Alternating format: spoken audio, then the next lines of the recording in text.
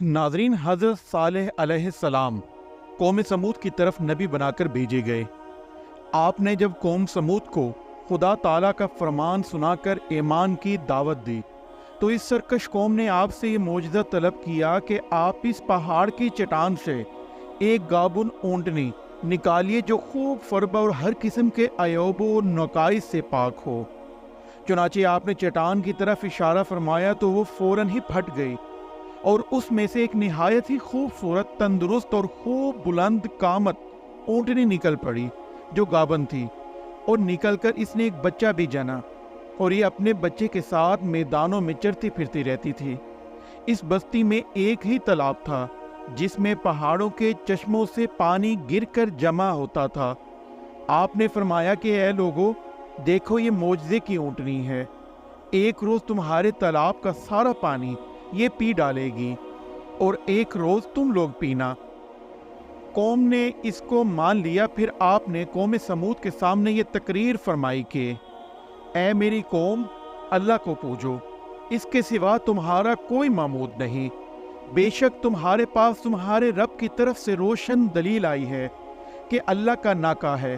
تمہارے لیے نشانی تو اسے چھوڑ دو کہ اللہ کی زمین میں کھائے، اور اسے برائی سے ہاتھ نہ لگاؤ کہ تمہیں دردناک عذاب آئے گا۔ چند دن تو قوم سمود نے اس تکلیف کو برداشت کیا کہ ایک دن ان کو پانی نہیں ملتا تھا، کیونکہ اس دن تالاب کا سارا پانی اونٹنی پی جاتی تھی۔ اس لیے ان لوگوں نے یہ طے کر لیا کہ اس اونٹنی کو قتل کر ڈالیں۔ چنانچہ اس قوم میں قدار بن سالف، جو سرخ رنگ کا بھوری آنکھوں والا اور پستہ قد تھا، اور ایک بری عورت کا لڑکا تھا، ساری قوم کے حکم سے اس اونٹنی کو قتل کرنے کے لیے تیار ہو گیا۔ حضرت صالح علیہ السلام منع ہی کرتے رہے، لیکن قدار بن سالف نے پہلے تو اونٹنی کے چاروں پاؤں کاٹ ڈالے، پھر اس کو ذبح کر دیا، اور انتہائی سرکشی کے ساتھ حضرت صالح علیہ السلام سے بے ادبانہ گفتگو کرنے لگا۔ چنانچہ اللہ تعالیٰ نے ارشاد فرمایا کہ پس ناکے کی کوچے کاٹ دی اور اپنے رب کے حکم سے سرکشی کی، اور بولے اے صالح، ہم پر لے آؤ جس کا تم وعدہ دے رہے ہو، اگر تم رسول ہو۔ ناظرین، قوم سمود کی اس سرکشی پر عذاب خداوندی کا ظہور اس طرح ہوا کہ پہلے ایک زبردست چنگھاڑ کی خوفناک آواز آئی، پھر شدید زلزلہ آیا جس سے پوری آبادی اتھل پتھل ہو کر چکنا چور ہو گئی، تمام عمارتیں ٹوٹ پھوٹ کر تہس نہس ہو گئیں، اور قوم سمود کا ایک ایک آدمی گھٹنوں کے بل اوندا گر کر مر گیا۔ قرآن پاک میں اللہ تعالیٰ نے ارشاد فرمایا ہے کہ تو انہیں زلزلے نے آ لیا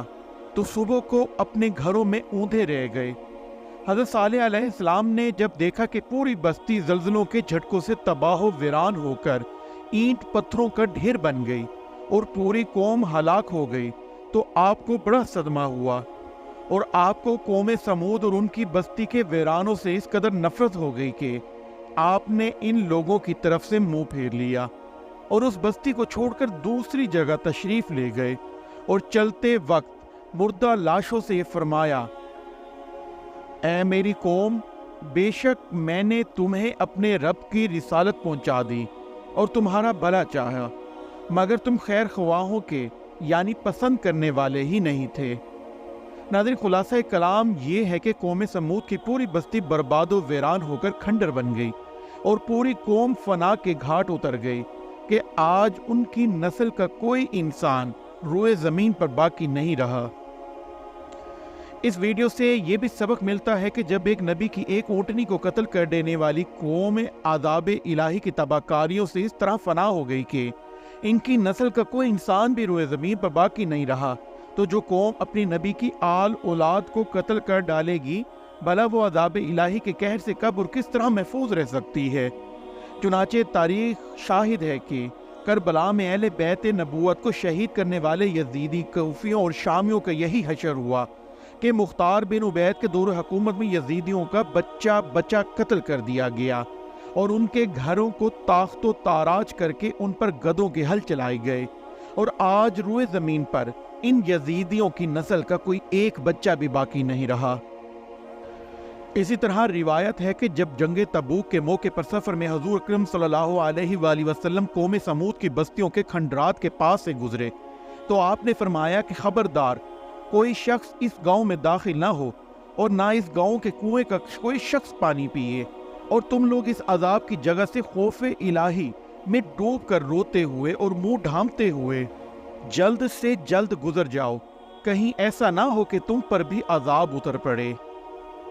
ناظرین، اسی دعا کے ساتھ اپنی ویڈیو کا اختتام کرتے ہیں کہ اللہ ہم سب کو سیدھے راستے پر چلائے، ہم پر اپنا رحم فرمائے اور ہمارے والدین کا سایہ ہمیشہ ہم پر سلامت رکھے۔ آمین۔ اللہ حافظ۔